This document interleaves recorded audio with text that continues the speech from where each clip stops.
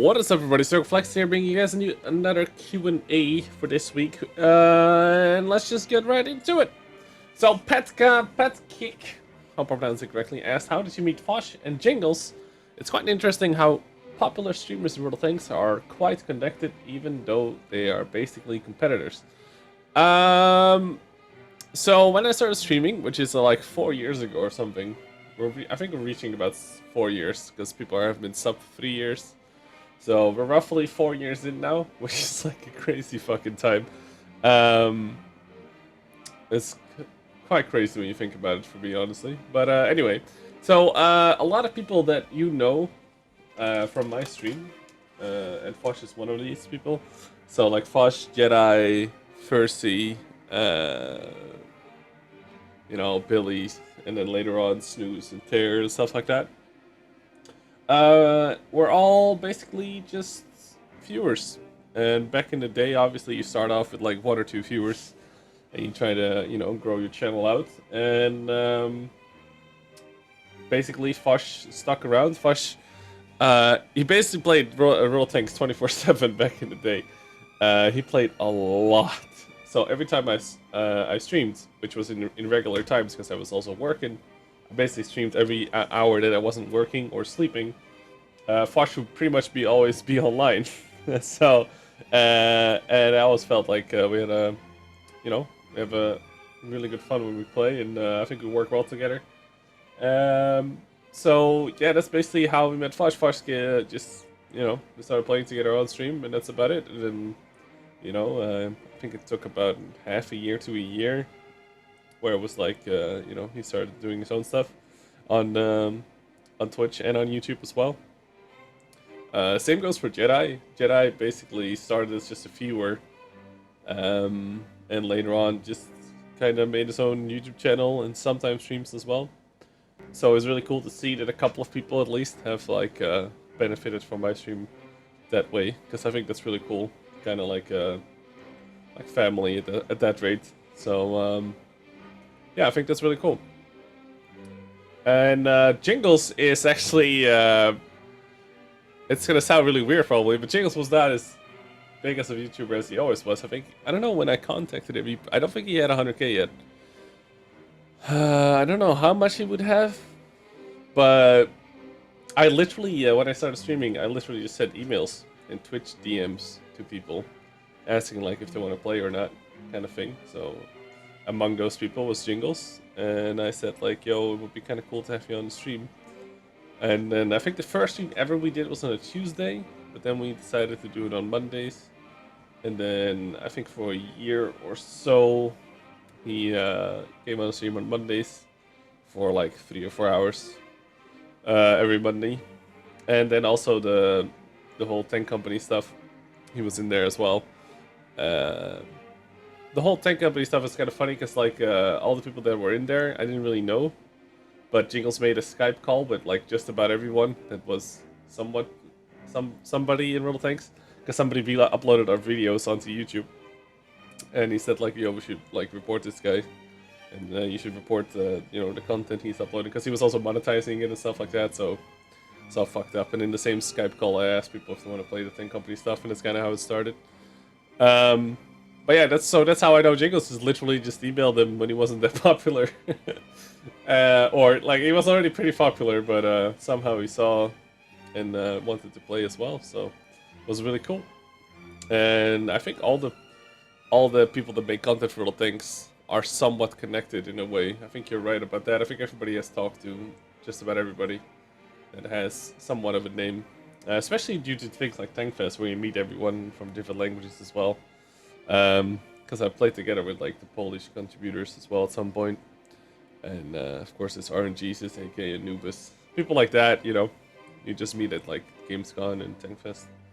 So yeah, that's always pretty cool. So next question is, what's your opinion on the Swedish tanks? They look awesome. And the S-Tank is at tier 9 already, and at tier 10 as well.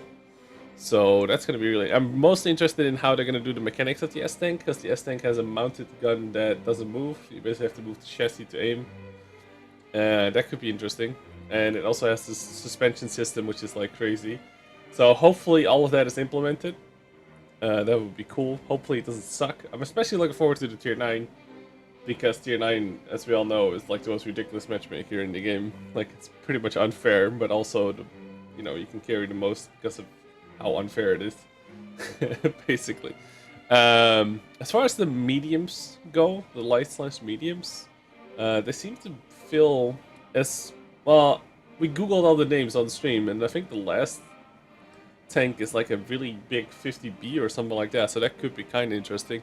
But I'm just glad there's a new tank line, and I hope they introduce the whole tank line at the same time, and not like the mediums first, and then 2 months later the tank destroyers or whatever. I just want everything at once, because then there's a little bit more variety in the matchmaker as well, so we don't only see TDs or only mediums.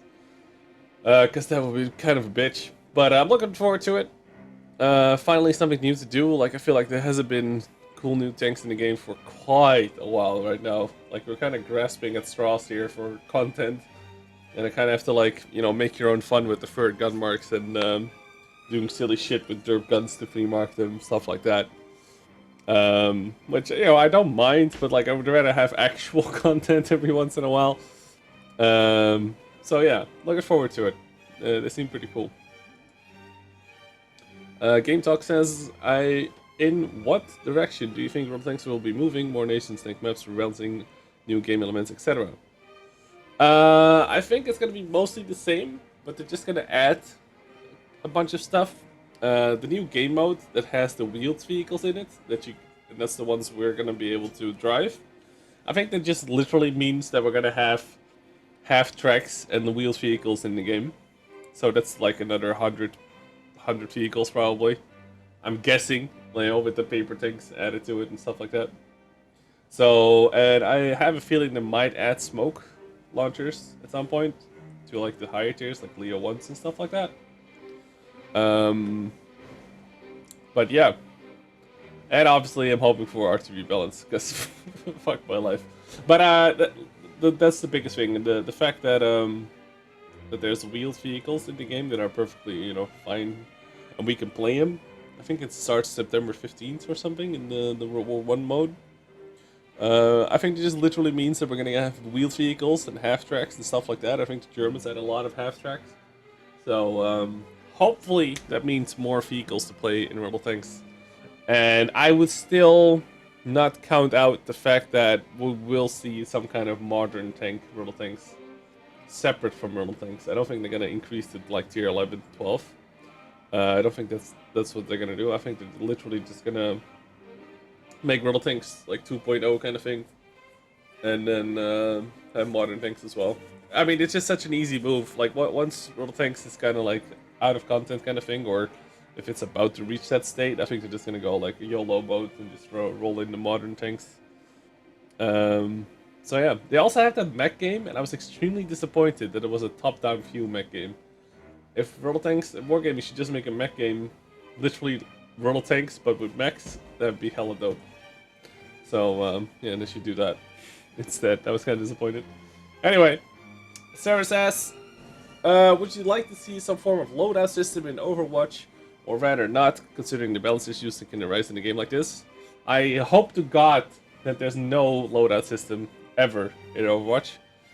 And it's simply because you have to realize there's like, I don't know, 18 heroes or something? 20? I don't know, there's a bunch of heroes in Overwatch right now. They're releasing them at a fairly decent rate.